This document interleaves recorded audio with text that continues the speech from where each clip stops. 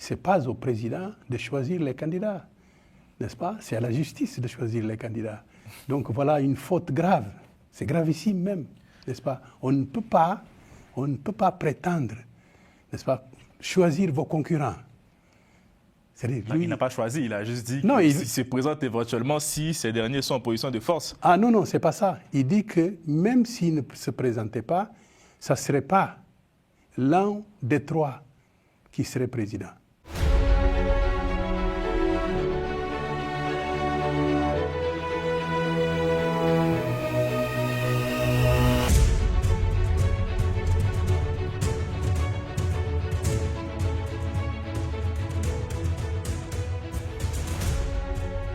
Bonsoir à tous. Sa prise de parole est très attendue ce soir en Guinée-Bissau et nous recevons Aristide Gomez, ancien Premier ministre de la Guinée-Bissau. Monsieur le Premier ministre, bonsoir. Bonsoir. Merci d'avoir accepté notre invitation. Merci pour cet entretien exclusif.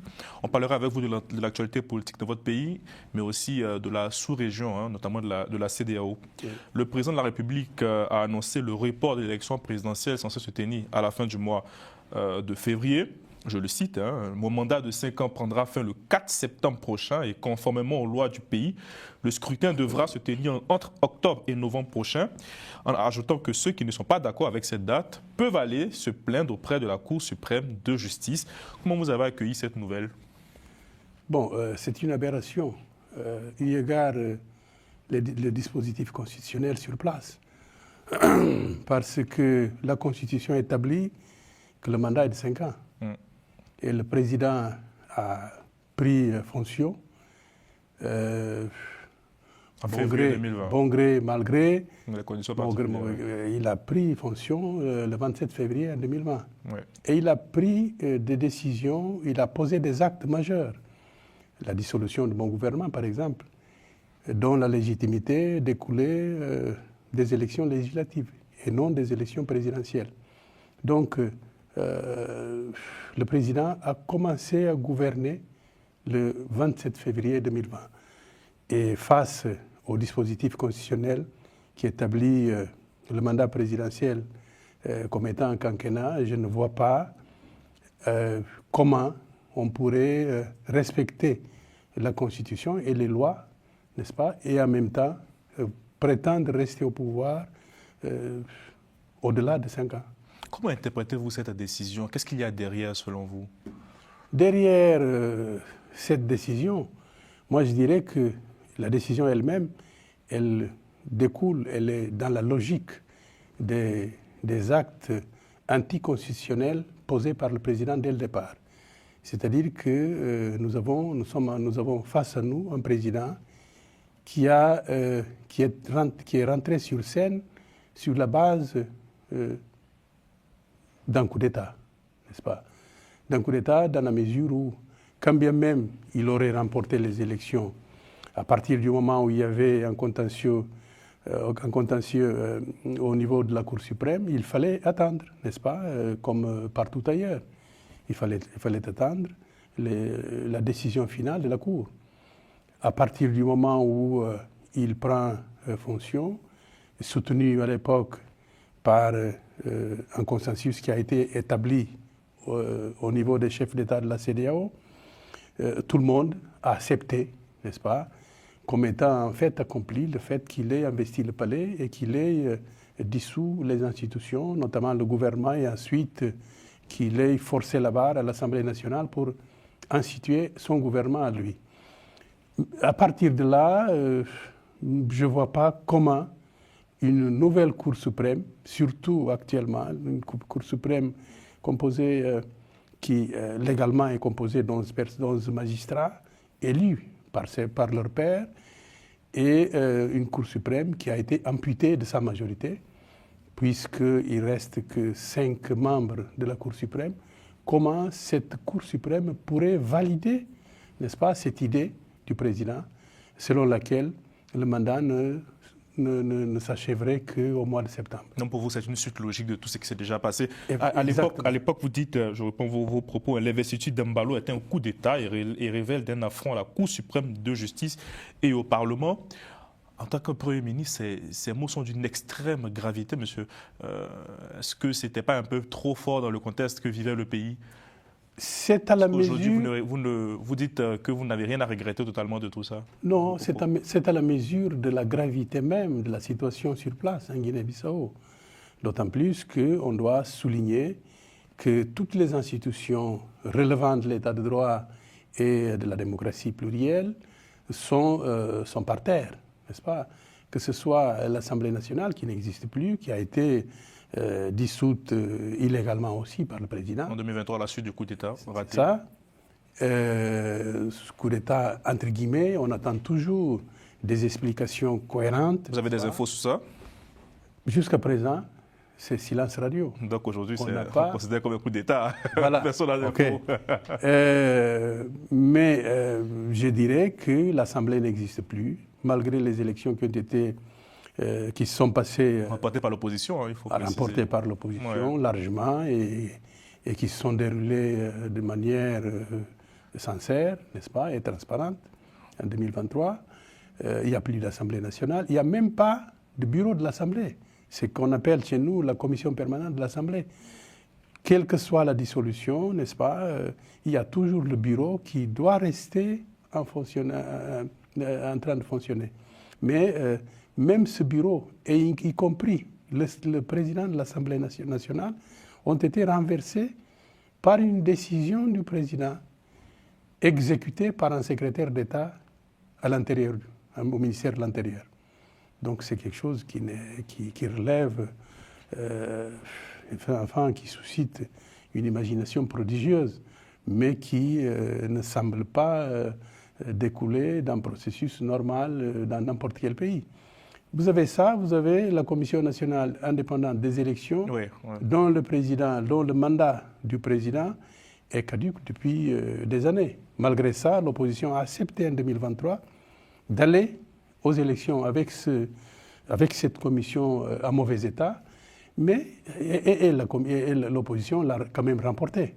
Donc moi je pense que toutes les institutions ont été renversées, n'est-ce pas?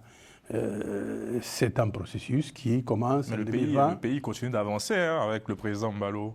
Le pays n'avance pas, le pays piétine, n'est-ce pas? Je ne vois pas en quoi le pays... On le voit sur tous les fronts, le président, et en tout cas sur la scène diplomatique, il est vraiment sur tous les fronts, il voilà. assiste à plusieurs sommets. Oui. C'est pas un État failli. Exactement. Enfin, l'État, c'est un État... moi, je pense que ce n'est pas révélateur d'un État soutenable. Le fait que le président assiste à des réunions... C'est pas dit au moins que l'administration fonctionne. L'administration fonctionne, mais n'est pas efficace. Eu égard le développement, n'est-ce pas, du pays.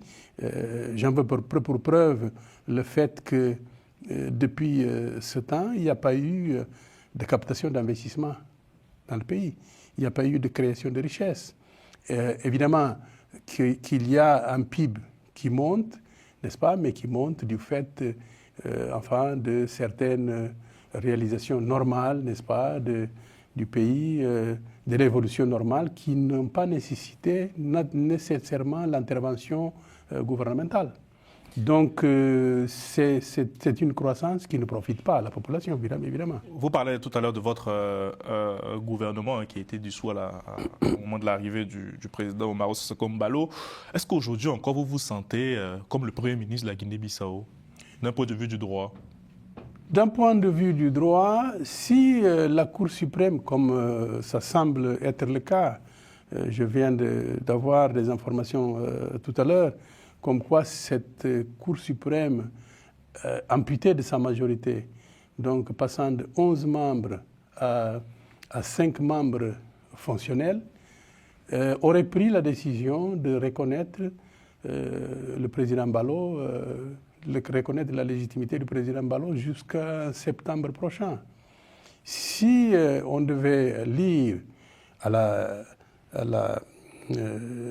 l'égard des dispositifs constitutionnels, si on devait lire cette décision, qu'est-ce qu'on dirait? On dirait que le président Embaló aurait accompli 5 ans et 7 mois. Si c'est la Cour même qui dit que les premiers 7 mois ne compte pas, ça veut dire que les premiers 7 mois ont été des 7 mois de quoi? De l'illégalité. Donc d'un putsch. Quand on renverse les institutions par un putsch, ces institutions demeurent légitimes jusqu'au moment où ça compte. Mais je rappelle qu'il a prêté serment aussi. Hein.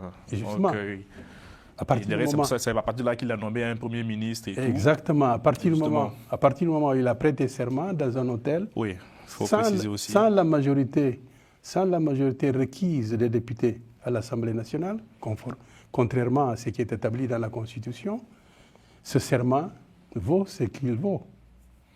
Donc vous remettez au jeu aussi la légitimité du chef de l'État. Si vous voulez, c'est lui-même. Si on se réfère à vos propos. C'est lui-même, c'est le chef d'État lui-même qui tantôt se remet en équation, tantôt remet en cause sa propre légitimité. À quel moment? Par exemple, s'il dit que son mandat ne termine que le 4 septembre prochain, et les premiers 7 mois ne comptent pas, selon les dires du président lui-même. C'est-à-dire, s'il dit que son mandat ne commence pas, n'est-ce pas, le 27 février 2020, mais que son mandat commencerait légalement, n'est-ce pas, reconnu par la Cour suprême. Donc, oui, au mois de septembre. À la décision de voilà. justice. Ça veut dire qu'entre février et septembre, qu'est-ce qu'on doit mettre dans ce casier? La légitimité ou de l'illégitimité? Donc il est illégitime pendant quoi? De février à septembre, selon vous? Voilà. Mais aujourd'hui, il est légitime ou... Non, c'est lui, selon lui, hein. C'est pas moi qui parle là. C'est lui qui dit que sa légitimité n'était pas valable entre février 2020 et septembre 2020. Enfin, puisqu'il dit que ça ne compte pas. Bon, il ne le dit pas textuellement comme vous le dites ici, mais bon, on peut se faire une interprétation de ce genre. C'est une déduction logique. C'est-à-dire, quand vous dites... Qui peut être fait aussi autrement du côté du gouvernement, on peut parler de l'exécutif, on peut parler aussi de période transitoire. Oui, mais le bureau transitoire, tous les bureaux transitoires sont prévus dans la Constitution, si vous voulez. Mais c'est vrai qu'il y a eu un imbroglio quand même au moment après les élections. Non. Chacun pourra apprécier. Non, il n'y a pas de... C'est-à-dire, s'il y avait la transition, n'est-ce pas, ça ne serait pas à lui d'assurer la transition. Ça serait le président de l'Assemblée nationale antérieure. C'est-à-dire, au moment où José Mariva, son prédécesseur, n'est-ce pas, n'était pas un président, donc son mandat était fini. Entre ce moment et le moment de l'installation du nouveau président, l'intérim, d'après la Constitution, devrait être assuré par le président de l'Assemblée nationale de l'époque. Et donc, pour vous, clairement, il y a eu violation de la Constitution? Moi, je ne dis plus rien, je laisse simplement... Vous déduisez. Non, c'est-à-dire, je pose, il y a une équation, n'est-ce pas? Les termes de l'équation sont là. Que chacun puisse accéder à l'équation et qu'il puisse trouver la solution de l'équation. Est-ce que vous auriez pu être le Premier ministre de l'actuel président s'il y avait éventuellement un dialogue politique? Parce que vous arrivez au pouvoir à la suite d'un vrai consensus. Est-ce que si l'occasion se proposait, vous auriez été prêt à collaborer avec lui? En fait, il faut remettre les choses dans les rails. Moi, j'ai été Premier ministre de consensus jusqu'aux élections législatives. À partir des élections législatives, il y a un parti qui gagne ces élections. Et ce parti dit, bon, puisque le Premier ministre de consensus, c'est un militant du parti, on le laisse gouverner. On parle de PAIGC. On le laisse poursuivre la tâche, déjà, mais non maintenant, pas sous le parapluie du consensus, mais déjà sous le parapluie de la nouvelle majorité. Donc, il y avait 2 phases, en fait. La première phase était terminée avec des élections et la nouvelle phase était d'un Premier ministre avec une légitimité venant des élections législatives remportées par un parti dont il était militant. Donc, lorsque Embalo arrive, s'il devait arriver dans des conditions normales, n'est-ce pas, ça serait une cohabitation, à la limite. Oui, voilà. Justement, effectivement. Donc, c'est cette cohabitation qui a été rompue, n'est-ce pas? Bon, moi, je veux bien qu'il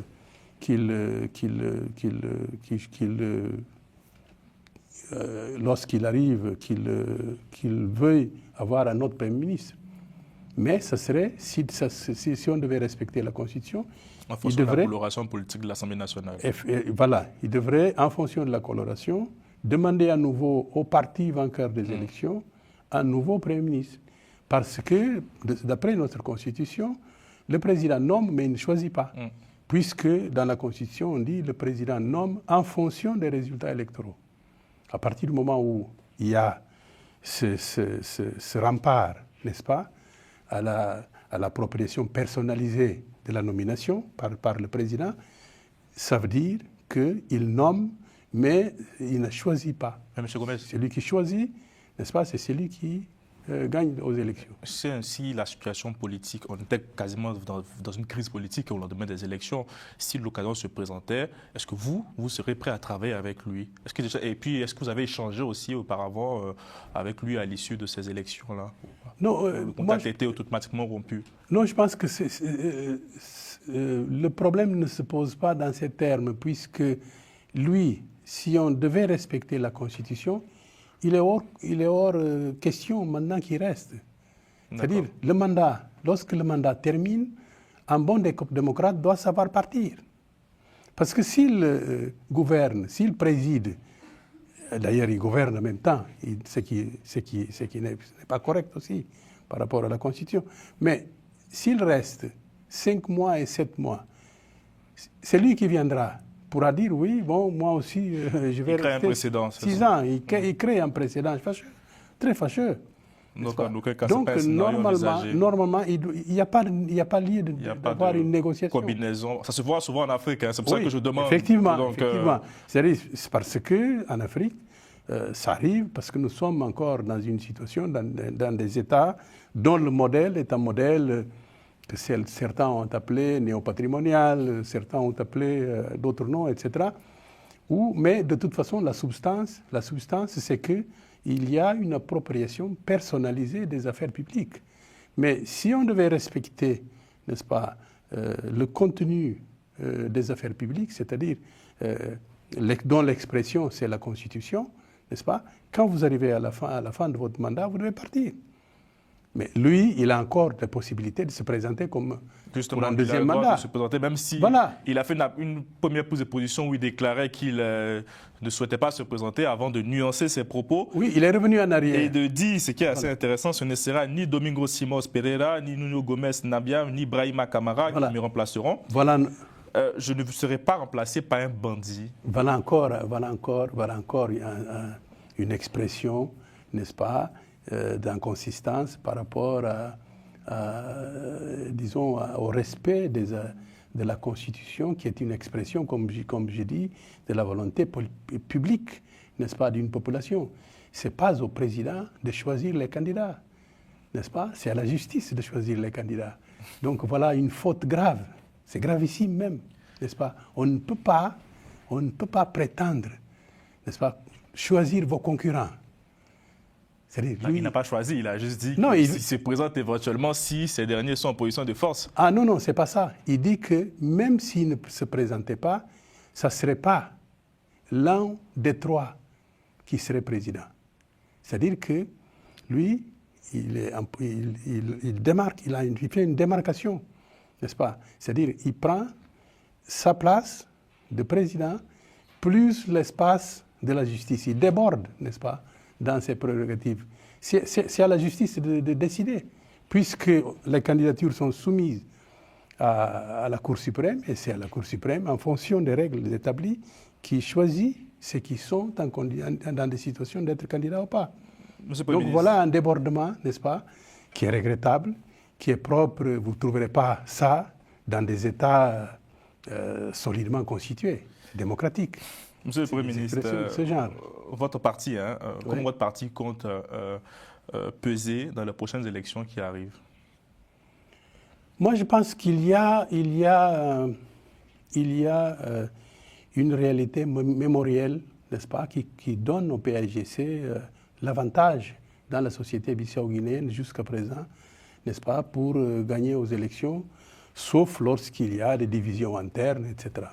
Si vous regardez le processus des élections depuis la démocraticité des années 90, donc la démocratie plurielle, le PAIGC a toujours remporté, sauf dans des situations, n'est-ce pas, par exemple la guerre civile qui a divisé le parti en deux, et sauf dans d'autres situations où le parti s'est retrouvé effectivement très divisé. Mais sinon, vous avez un contrat social qui existe toujours, n'est-ce pas, et qui demeure solide entre l'historicité du PAIGC et la population bissau-guinéenne. Autrement dit, la nation guinéenne, l'État-nation, n'est-ce pas, a été créé par un fait historique qui structure la vie sociale, économique, politique, etc. de la Guinée-Bissau, qui est la lutte pour l'indépendance, qui a été un couronnement de toute une résistance populaire, séculaire d'ailleurs, depuis le 19e siècle, n'est-ce pas, jusqu'aux indépendances au XXe siècle. Donc, il y a là, n'est-ce pas, diraient certains, une rente mémorielle bien utilisée peut, n'est-ce pas, assurer toujours encore des beaux jours électoraux pour le PAIGC. Sauf s'il y a des bêtises de commises du côté du PAIGC, n'est-ce pas, des affrontements, etc. entre eux. Mais sinon, il y a il y a beaucoup de doutes là. Est-ce que vous remettez en cause l'unité de votre famille politique? Non, je dis au cas où. Oui. C'est pas parce qu'il faut travailler avec des hypothèses. Aujourd'hui, vous êtes unis. Aujourd'hui, je pense qu'il y a une unité au minimum, n'est-ce pas, qui permet de gagner aux élections, que ce soit les législatives, que ce soit les présidentielles. Et est-ce que vous souhaitez un jour briguer la magistrature suprême? Non, pour l'instant, je n'ai jamais envisagé ça. J'ai dit un jour. Dans le passé, il y a eu un moment où j'ai participé dans les primaires au sein du parti, n'est-ce pas? Bon, je n'ai pas été choisi. Tant pis. C'est quoi, c'est ce traumatisme-là qui fait que vous résistez aujourd'hui à franchir le pas? Non, c'est pas ça, Bon, c'est que à l'heure actuelle, j'ai pas. Le combat, c'est d'abord de faire respecter la légalité républicaine dans le pays, sans quoi on ne peut même pas envisager des élections libres et transparentes.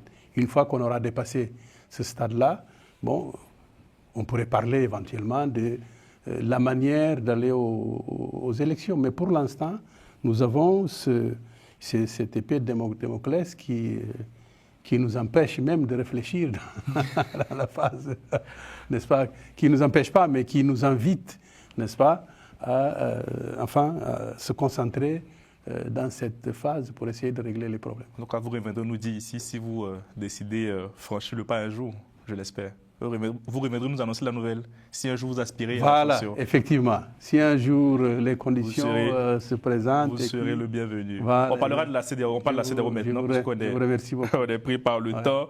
Le Mali, le Burkina, le Niger ont tourné le dos à la CEDEAO. Sincèrement, selon vous qui connaissez un peu bien cet espace communautaire, qu'est-ce qui n'a pas marché aujourd'hui? Est-ce que la CEDEAO est encore viable? La CEDEAO doit évoluer pour s'adapter aux changements, n'est-ce pas, sociologiques d'ailleurs, qu'on est en train de voir dans cet espace, n'est-ce pas. Il y a une évolution en Afrique d'une manière générale, et particulièrement en Afrique subsaharienne. Il y a des nouvelles classes sociales qui émergent. Il y a des nouvelles couches sociales qui se stabilisent, n'est-ce pas, et qui sont porteuses de mouvements sociaux. Concrètement, dans l'espace Sahel, par exemple, il n'y a pas que le phénomène du terrorisme. Il y a aussi la stabilisation de certaines couches sociales dans les villes, n'est-ce pas. Il y a une jeunesse, n'est-ce pas, qui ne vit plus sur les deux espaces urbains et rural. Il y a une stabilisation d'une couche sociale à l'intérieur des villes, n'est-ce pas? Par exemple, le mouvement qu'on a connu, qui a renversé Blaise Compaoré, qui est le mouvement qu'on a connu au Mali, n'est-ce pas, qui a renversé finalement Ibeka, le mouvement qui a bloqué Macky Sall dans ses aspirations au Sénégal.